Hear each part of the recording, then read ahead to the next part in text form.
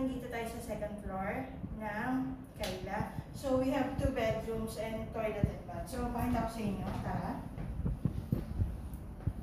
So, ito yung 1 bedroom.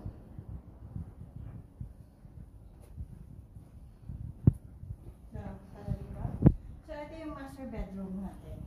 Yung master bedroom is meron siyang access sa CR natin. So, pasok.